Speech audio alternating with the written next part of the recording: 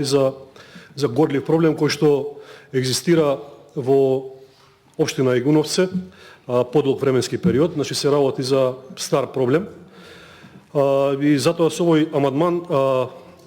предложив да се обезбедат средства за да се направи, односно да се изврши регулација на коритото на реката Вардар. Зошто го барам ова? Затоа што скоро секоја година со изливањето на реката Вардар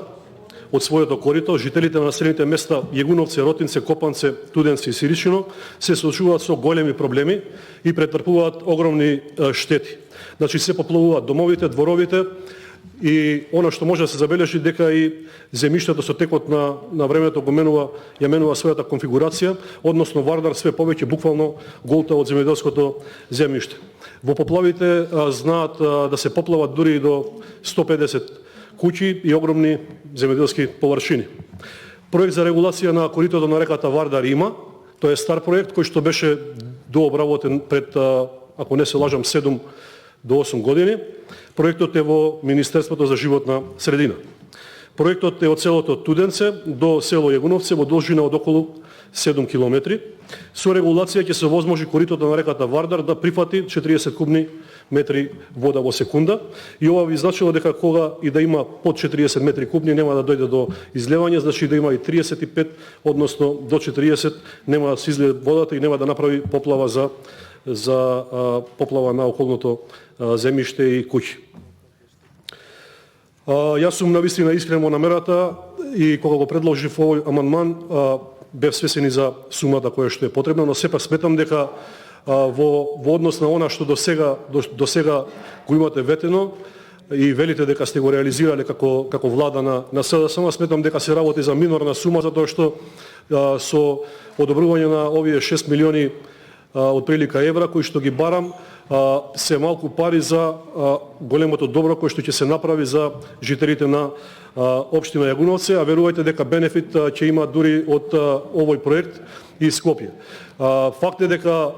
Вардар го има сменето историскиот тек, а знаеме како што велат старите, водата секогаш се враќа во своето природно корито и јас навистина се плашам дека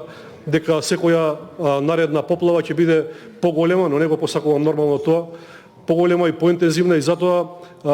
сметам дека треба што е можно побрзо овој проблем да го решиме. Многу политичари претходно ветуваа, дури и еден висок политичар од СДСМ во предизборието во 2016 година, вака наличен покрај коритото на реката Вардар, вети дека ќе ја прекинат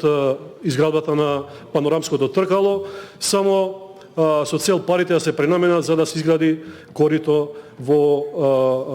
на реката Вардар во општина Јегуновце, но сепак еве 4 години потоа гледаме дека ниту има панорамско тркало, затоа може да судат граѓаните дали бил добар или лош проект. Јас сметам дека се што е добро за туризмот и за економијата е позитивно и да треба да се инвестира,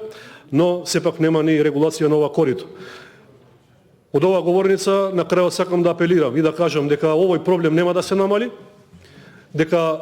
ако пред неколку години требале, не знам, 1 милион или 2 милиони евра, денеска се потребни 6 милиони евра, коритото ќе го нагризува земјиштето во околината на реката Вардар и сметам дека што побрзо се интервенира, толку подобро и за